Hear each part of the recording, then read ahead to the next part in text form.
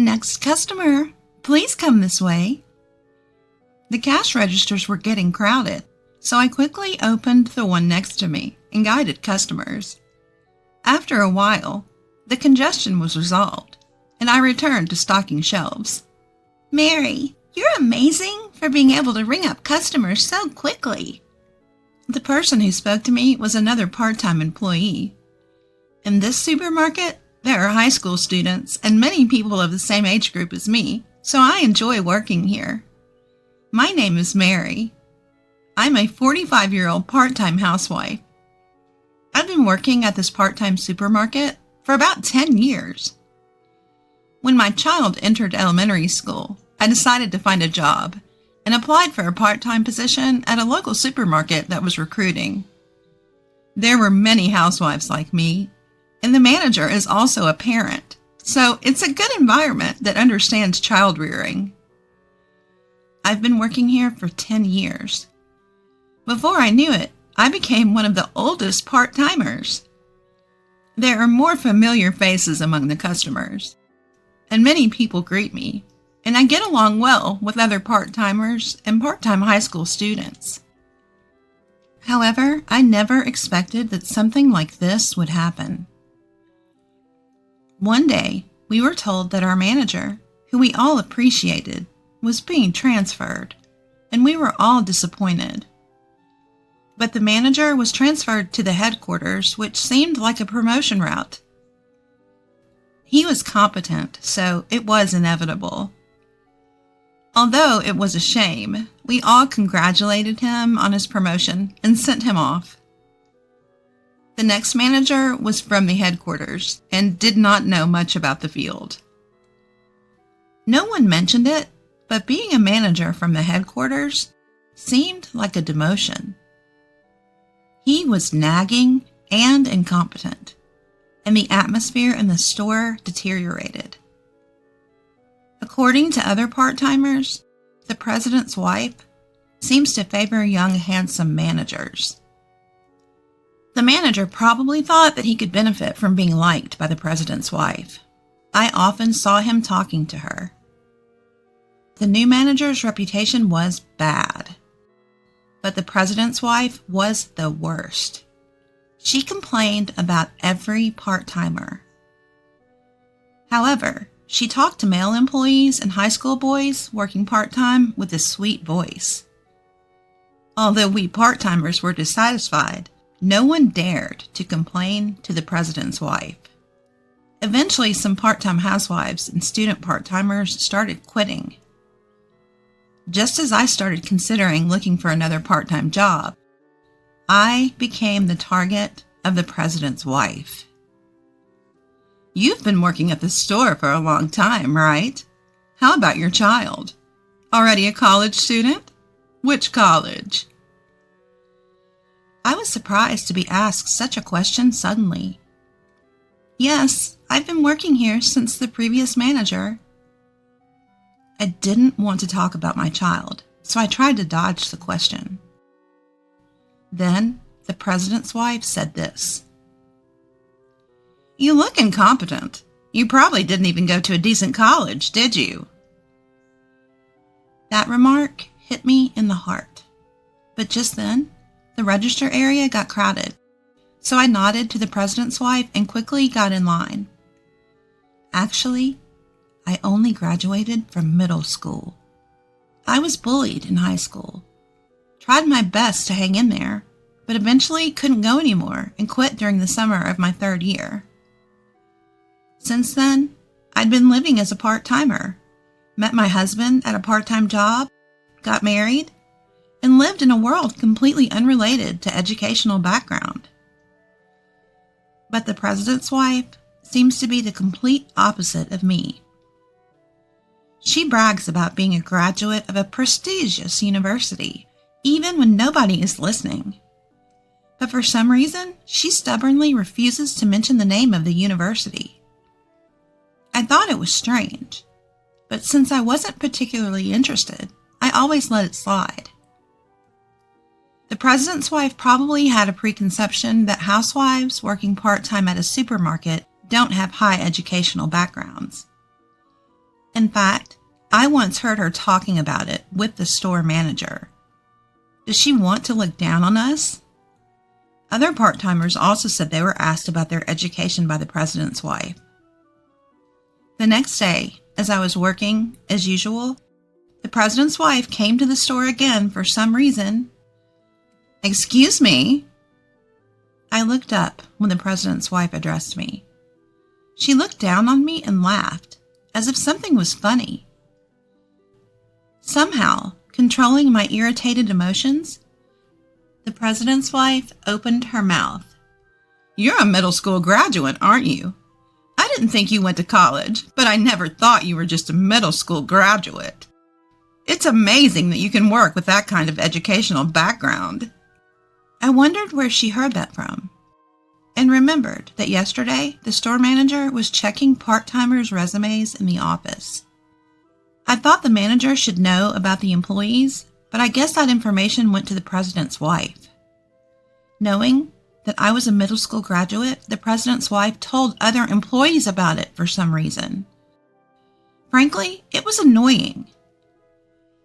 I had no intention of faking my education, but I couldn't understand the nerve of someone who would go around saying that I was a middle school graduate. My part-time colleagues didn't seem to care and acted as usual, but since then, the president's wife would always bring up that I was a middle school graduate. "Maybe you wouldn't understand since you're a middle school graduate. Since you're a middle school graduate, at least do some cleaning." That was the president's wife's catchphrase. I don't have to work here to be told things like that. That's what I started to think. A few days later, the president's wife appeared at the store again. Just seeing her made me irritated. As I sighed and tried to walk past her, she was smirking at the cardboard box storage area. It was a place where we didn't go because the supplier would come to pick up the boxes. But for some reason, the president's wife seemed to be trying to make me clean it up on purpose. She said, "People like you should be covered in garbage. You bottom-dwelling middle school graduates are just salary thieves." This was the back room, away from the customer's eyes. I had always been able to bear it because I was usually approached in the sales area, but that day, I couldn't hold back my pent-up anger. "Excuse me, but I think I'm working for the salary I'm getting. I'm working properly, and education doesn't matter, right?" The president's wife looked a little surprised, perhaps not expecting to be talked back to. "Why don't you be a little helpful to the store if you're here? We never know what you're doing here. Are you just here to look down on us? You must have a lot of free time." I continued without caring about the other employees passing by and entering my field of vision. The president's wife glared at me. "Huh, I'm like a lowlife like you. I'm busy. I'm taking time out of my busy schedule to come to this store." "Is that so? Then what are you doing at the store? You're just chatting with the manager, flirting with the male employees and male high school part-timers, and looking down on us, aren't you?" As I calmly stated this, the president's wife's face turned bright red with anger. "Just by being here, I make the store more lively, don't I? You should be more grateful." I couldn't help but laugh at her words. Do you really think that? None of us employees or customers think that way. It's interesting how there are people who have educational backgrounds but are useless in the field. I vented all the resentment I had been harboring from being looked down on.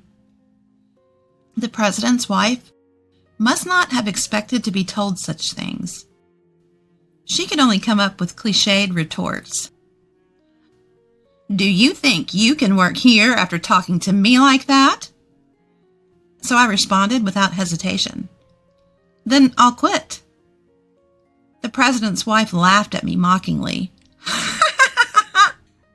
"It'll save on our labor costs." I returned the smile. "Yes, that's right. Good for you." I then headed to the locker room. When I entered the locker room, the part-timer who had passed by the scene earlier was there, and I told her everything that had happened. "Mary, are you quitting?" She was sad because we had been working part-time together for years. Ever since the manager changed, it hasn't been fun, and it's like we're only working out of obligation, right? Many people have quit, but they don't hire more staff because it's a waste of labor costs. So our workload keeps increasing. I can't do it anymore. I guess that's true. I left the locker room and went to where the manager and president's wife were talking. Then, that's a quick story. Seeing me, the president's wife laughed. "I heard that the junior high school graduate is quitting here. I wonder if there's a place for a junior high school graduate to work." The manager also laughed, so I told them off. "Even if I have nowhere else to work, I won't come back here. I'll return the uniform next week. Thank you for everything." I felt strangely refreshed as I left the supermarket. The following week, when I went to return my uniform, the store was noisy. The manager seemed to be getting scolded by several customers.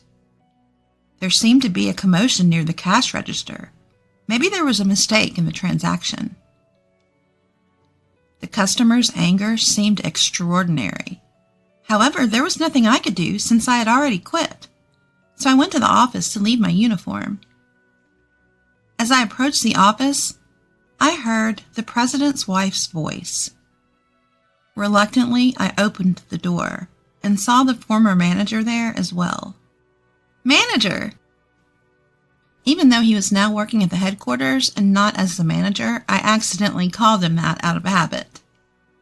The former manager seemed to have been talking to the president's wife, but she quickly left the office. "What happened at the register? There seemed to be some trouble." The former store manager tells me that there have been a series of complaints at the store lately. It seems that after I quit, other part-timers and part-time students all decided to quit at once.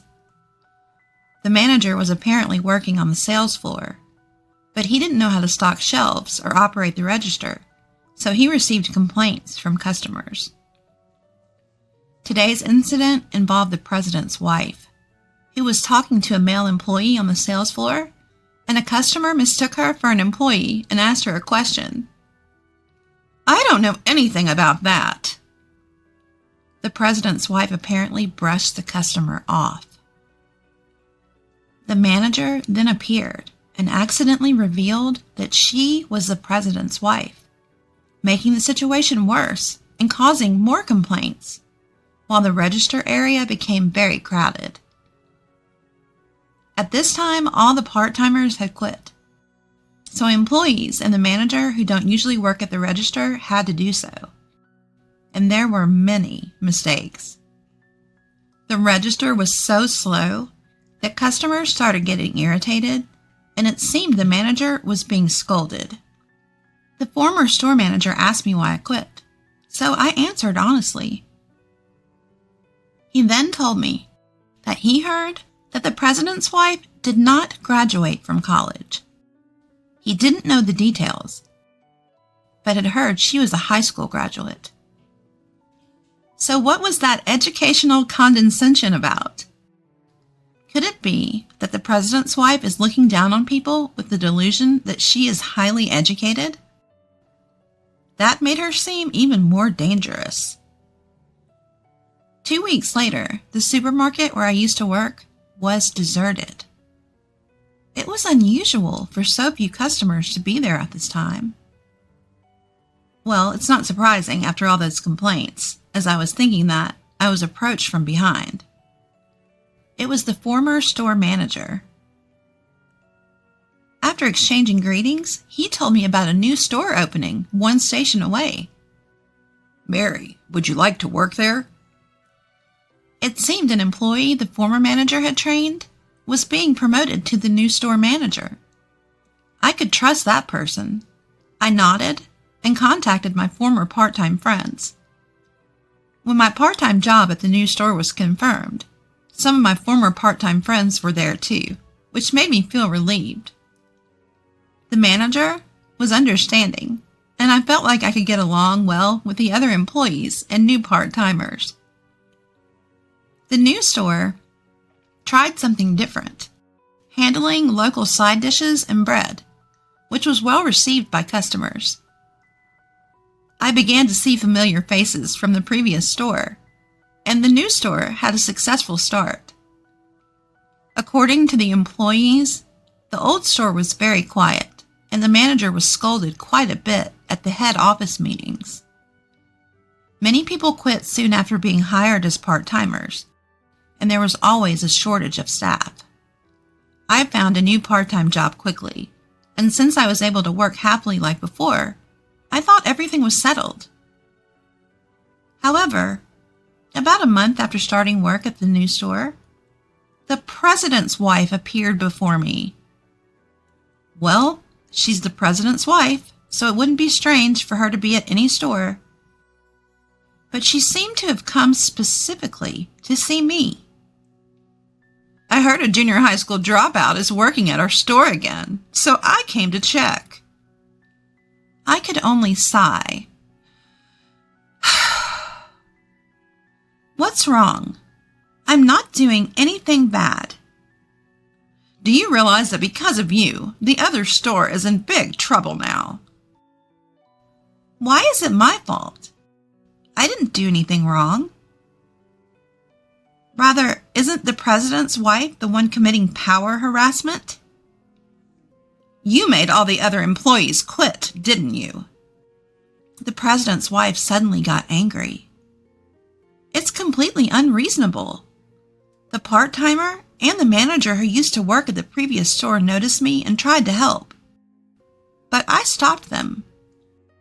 I, a middle school graduate, can't make all the employees quit. Why not ask them why they quit? Well, you can figure it out without asking. The part-timers nodded in agreement with my words. Shall I tell you if you don't understand? You look down on us because of our educational background. And the manager doesn't understand anything, only talks. No one wants to work part-time while experiencing power harassment. When I said that, the president's wife raised her voice again. Power harassment? Are you trying to frame me without any evidence? The moment the president's wife tried to grab me, the manager intervened. Can you please stop doing that to our part-timers? The manager's position would be compromised by saying such a thing to the president's wife. I was about to say I'm fine, but the manager said firmly, I am the manager of this store, and it's my job to protect the employees. I'll fulfill my role, whether you're the president's wife or not. Then applause came from the other part-timers. The president's wife finally lowered her hand that was trying to grab me. I took a deep breath, took out my smartphone, and said, I have evidence of power harassment. The president's wife glared at me. I played a video. It showed the president's wife yelling at another part-timer at the previous store for no reason. And it wasn't just one or two instances. The president's wife's face changed color. Then, the other part-timers came forward. Among them was a video of me being insulted for being a middle school graduate. At that time, we had conspired to collect evidence if anyone was experiencing power harassment from the president's wife. We didn't go so far as to file a lawsuit, but the videos were shared among part-time friends, so we had several at hand. Manager, we're going to sue her. When I said that, the other part-timers and the manager nodded. Naturally, the president's wife was furious with the manager. What's wrong with you? Do you think it's okay to say that to me? You're fired. Fired. Hearing that, I looked at the president's wife and laughed. Oh, I recorded that too, so we'll protect the manager who protected us. Hearing this, the president's wife changed her expression again and turned on her heels. It seemed she intended to escape. I called out to her back. There are more important things than education, right? Sometimes your humanity is more important when you enter society. Are you focusing on someone's education because you have a complex about it? The president's wife turned around and said, "How did you know that?" It seemed she had inadvertently admitted it. I laughed. The other employees laughed, and the president's wife, realizing her self-destruction, left at a speed I'd never seen before. After that, we decided to really sue the president's wife. We had videos taken by the part-timers, and the manager, who had been favored by the president's wife, admitted that he had been covering up her power harassment for his own safety, so we had solid evidence. The president's wife couldn't escape, and we were able to receive compensation. Then word spread to other stores, and many similar complaints were raised. The president's wife was sued for compensation, and the president, who found out about her behavior for the first time, was furious and told her to pay it back by working. It is a locally owned supermarket, so the president and his wife's house is also local. When I witnessed the president's wife working angrily at a nearby drugstore, I couldn't help but laugh. Since then, we have been working hard today under a trustworthy manager. There was a belief that a woman who couldn't have children after 3 years of marriage was useless. This idea is out of touch with modern society. It's a backward way of thinking. Sadly, there are still those who carry the assumption that all women can and will become pregnant and give birth. And there are those who label women who can't as useless. My name is Ashley. I'm a 25-year-old housewife. I am unable to conceive. I have been weak and sickly since childhood with little physical strength. I often missed school. I didn't play with friends much, so I was shy. I had pale skin, was very thin, and didn't talk much. My parents considered me a defective product and despised me. They wished I would die sooner because I was a burden. All their love went to my older sister, Emily, who was 1 year older than me. Emily was healthy, unlike me. She had beautiful rosy cheeks and big, lovely eyes. I also had big eyes, but my thinness made them look sickly. My wealthy parents focused all their attention on pampering Emily. They bought her anything she wanted. I was left behind on family trips due to my illness. Hired housekeepers and nurses mechanically took care of me. I wasn't considered part of the family, so I never received souvenirs. Being treated as defective by my family was hell. I had no friends to talk to and I was lonely. My parents wanted to get rid of me as soon as possible. When I became an adult, they quickly married me off.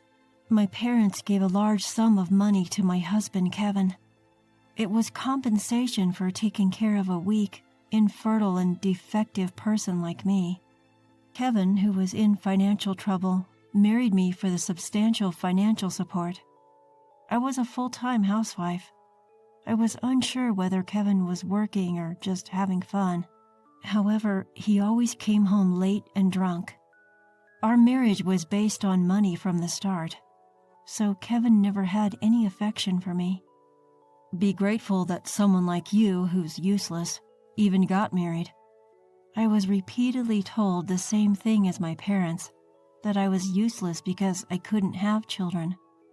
I still couldn't get pregnant after several years of marriage. However, there was one thing that saved me after getting married. Although Kevin treated me coldly, my father-in-law and brother-in-law and his wife were kind to me. My father-in-law, who'd known me since I married his son at age 20, treated me like his own daughter. My brother-in-law Mike and his wife Maria cared about me, especially Maria, who was worried about me. Ashley, you don't need to be like a doll and do whatever people say. Mike works for a big company, and Maria also has a job. She even runs her own interior design office. She's a cheerful and wonderful woman. Maria is also very caring. Knowing that I spent most of my days alone and lonely, she came to check on me. At first, we just had tea and chatted, but eventually she started teaching me various things.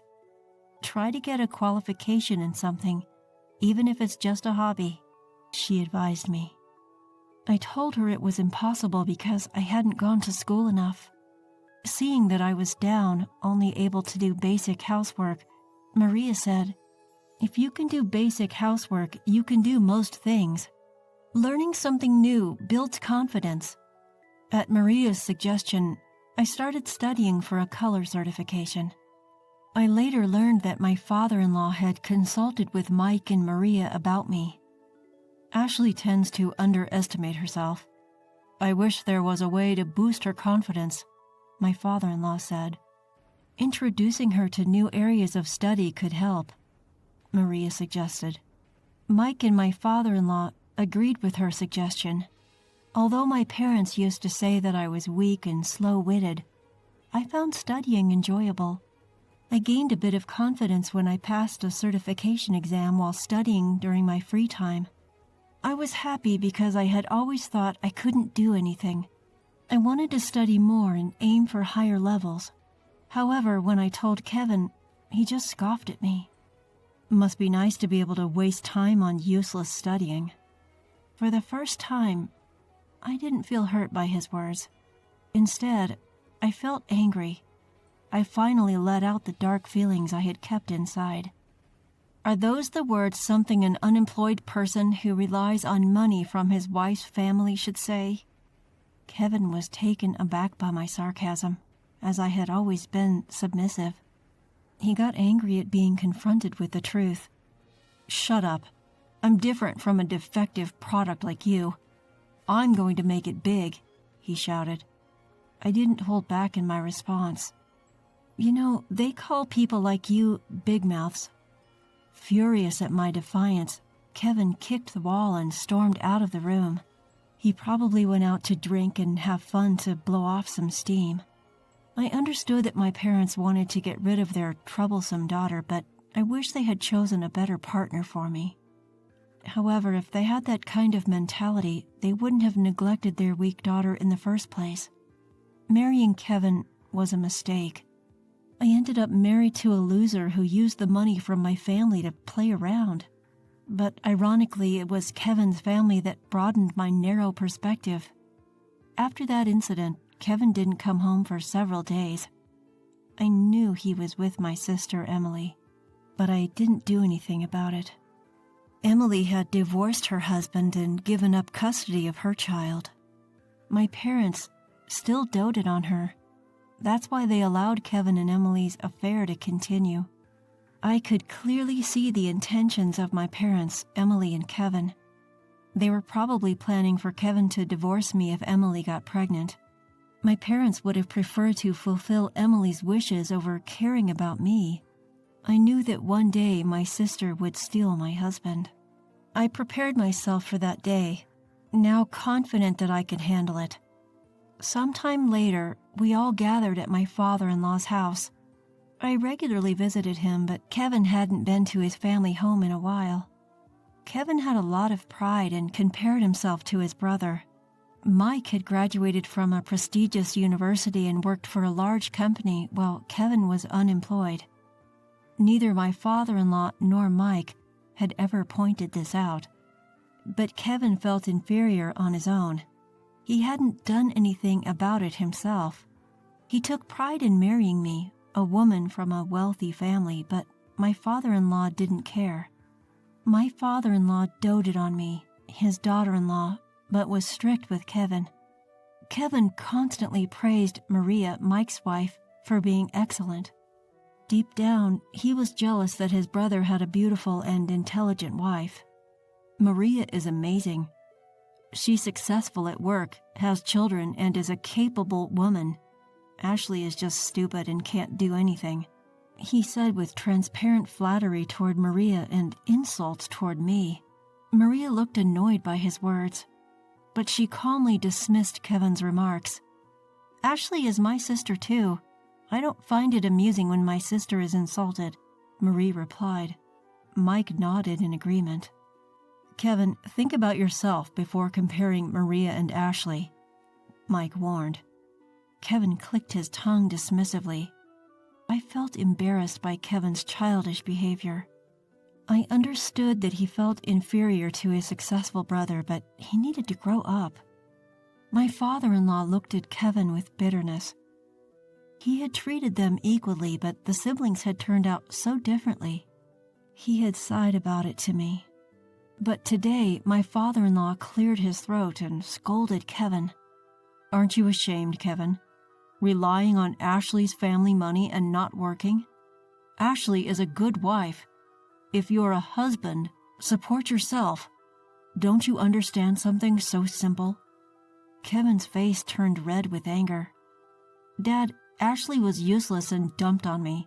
That's why I'm just returning the favor, he retorted. Mike answered on behalf of his father. Kevin, I don't want to say this as your brother, but your mind is rotten. Usually calm, Mike's sharp words made Kevin curse and storm out. As I tried to stop him, my father-in-law held me back. I'm sorry, Ashley. I hoped he would become more responsible after getting married, but it seems that's not the case. With their shoulders slumped, Mike and Maria sighed beside my father-in-law. As I quietly bowed my head and tried to leave, Maria stopped me. Don't worry, Ashley. Everything is prepared. I nodded and left my father-in-law's house, returning to the chaotic home where Kevin was raging. The room was a mess, destroyed by Kevin in a fit of anger. As I stared in disbelief at his childish actions, the drunk Kevin raised his voice. I'm divorcing you, the infertile one. I'm going to marry your sister. Kevin laughed, bragging that my parents had already given their consent. So Kevin chose Emily after all, I thought. My parents had always given Emily everything she wanted. Even if it was my husband, they didn't mind. Kevin knew I couldn't have children when he married me. It was convenient for him to use me as a wife. However, Emily wanted Kevin, and my parents condoned their affair. They probably wanted grandchildren now. So they would use Emily's pregnancy as an opportunity for her to marry Kevin. It was something my parents were capable of doing. When Emily divorced before, she gave up custody of her child, saying the child wasn't cute because they weren't attached to her. Emily was the type who loved herself more than her own child. I felt sorry for the child Emily and Kevin would have. Would a child born to such selfish parents be happy, I wondered.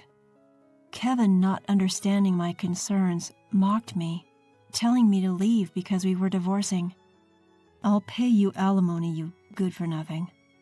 The shameless man didn't even realize that my parents would be the ones providing alimony. I signed the divorce papers, took my essentials, and left the house. Instead of going to my parents' house, I sought refuge at Mike and Maria's. I had been consulting with them about my suspicions about Kevin and Emily's affair. Mike said with a gloomy face, I wouldn't put it past Kevin. That's when Maria started preparing for the worst-case scenario. Mike and Maria had a young child. When I arrived at their house, their shy child peeked out for a moment before hiding again. He was a cute boy who resembled Maria. According to Mike, his son was extremely shy. Maria, Mike, and I discussed our plans for the future. Maria had already arranged a place for me to live. I would be staying in the company housing of Maria's interior design firm, and I was going to work at Maria's firm. I was anxious about whether I could work, having never worked before. However, Maria assured me with a smile, Don't worry, Ashley, you can do it. Maria took care of me, and Mike handled the paperwork. I severed ties with my family after the divorce. Mike explained the situation to my former father-in-law and concluded, Dad, we are cutting ties with Kevin too.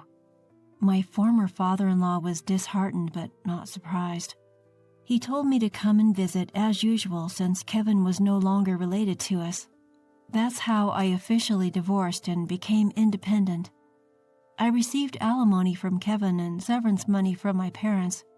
I returned the severance money without using a dime.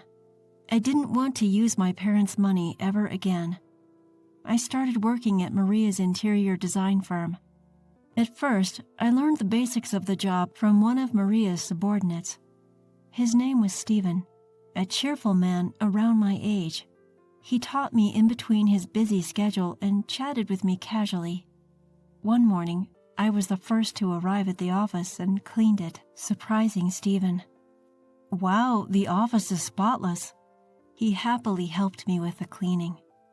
When I apologized, he tilted his head, puzzled. "I've thought this before, but why do you apologize when you haven't done anything wrong? We're equals. We work together." This was the first time someone told me we were equals. I had always felt inferior because of my weak body and inability to get pregnant. I believed that I was burdening others by living. In reality, the capable Stephen should have been in a higher position. But he laughed it off and said that if we worked together, we were the same. I felt embarrassed by my own self-deprecation, realizing that there were such generous men out there. At that moment, Maria came to work a little early. She looked at Stephen and me, smiling. "Oh, Stephen, did you finally get close to Ashley?" Stephen turned bright red at Maria's words. I didn't understand what she meant until Maria whispered to me, "Stephen wanted to talk to you alone and was waiting for a chance." Stephen blushed and said, "Director, we agreed you wouldn't say that," before leaving for the break room. Maria playfully slapped my shoulder as I stood there, dumbfounded. When I finally understood the situation and blushed, Maria said, "Stephen is such a good guy. It seems like he's liked you since you first came into the office. But I'm divorced and I have a flaw." Maria exchanged glances with Stephen, who had prepared a cafe latte for her. Then she patted my bowed head and confessed a shocking truth. The son Maria and Mike were raising wasn't their biological child. In fact, he was a child of Maria's relative. They had taken him in after his parents died in an accident, so he was essentially adopted. Maria and Mike prioritized raising the child who had lost his parents. My former father-in-law knew about it, but Kevin didn't. That's why I didn't know until now. Maria said while looking at Stephen and me, sipping her cafe latte, with a warm and gentle voice, "When our first son called us Dad and Mom, I cried. Having a biological child doesn't automatically make you a good parent. Even with blood ties, there are parents and children like me who ignore each other. But Maria and Mike's son chose his parents of his own accord. I thought that was far more precious than a forced family based on blood ties alone." I took a sip of the cafe latte Stephen had prepared for me. The warm and sweet scent gently relaxed my heart. About 3 years have passed since then. I married Stephen. We got married about a year after we started dating. When I apologized again for being unable to have children, he got upset with me. "You don't need to apologize, Ashley. Would you be happy if I knelt down and apologized for not being able to have children?" I shook my head and he laughed cheerfully. "It's just a minor issue. Don't bow your head for something you don't need to apologize for." He had no idea how much his words saved me. Even after remarrying, I kept in touch with Maria, Mike, and my former father-in-law. All three were happy for my successful marriage, and today we were on a short trip. It was a tourist spot that Maria had once told me was fun when she visited with her family. I was sitting in a chair, waiting for my husband. He said he needed to use the restroom, so I was resting at a nearby tea shop. Then suddenly, I heard a voice from behind. "Ashley?" It was Kevin, my ex-husband. Behind him was my sister, Emily. Emily was still beautiful, but her makeup had gotten heavier. "You're still so gloomy. Traveling alone after the divorce?" Since I hadn't told my parents about the remarriage, Emily thought I was single. As I ignored her, my husband returned. "Sorry, Ashley, the restroom was crowded." My husband looked puzzled at Kevin and Emily. He definitely wanted to ask, "Who are these people?" As I tried to ignore them and urged my husband to leave, Emily mocked me. "You found another man already? Even though you're incompetent and can't have kids?" As Kevin tried to laugh along, my husband spoke up, looking displeased. "I am Ashley's husband, and her name is now Ashley Stevens. By the way, we do have a child." He patted my belly and Kevin turned pale. Emily sneered. "I bet the baby will be disabled." My husband replied in a cold voice. He was probably at the limit of his patience. "Ashley is currently pregnant with her second child. Her older daughter is 2 years old and healthy. Today, we left her with my parents." Kevin turned pale at my husband's words. I myself was shocked when I first got pregnant. I cried out to the doctor at the maternity clinic, told him I shouldn't be able to have children, but the doctor examined my body and declared I could get pregnant. I had been led to believe by my parents that I couldn't have children. I had taken their word for it since they had always said so. However, my body was actually able to conceive normally. When I told my husband about my pregnancy, he was overjoyed. During my marriage with Kevin, I never got pregnant. I wondered why, so I consulted with Maria. Then she sighed, shook her head, and formed a hypothesis. I never tested myself because of my parents' suggestions. Actually, my parents knew I could get pregnant. Kevin knew too and was using contraception. Maria hesitantly muttered to me, "Ashley, there's a possibility that your parents have been deceiving you all along. Probably they didn't want me to have children. They thought it would be a hassle if I, who was frail, gave birth to a child who had disabilities. So they instructed Kevin not to get me pregnant. I remarried and had a healthy baby girl with Stephen. My second child during pregnancy is a boy, and both mother and child are healthy. I had been burdened with an inexplicable sense of guilt due to my terrible parents' scheme. As my husband and I were about to leave, Emily pointed and smirked. I aborted Kevin's child. It was a failure.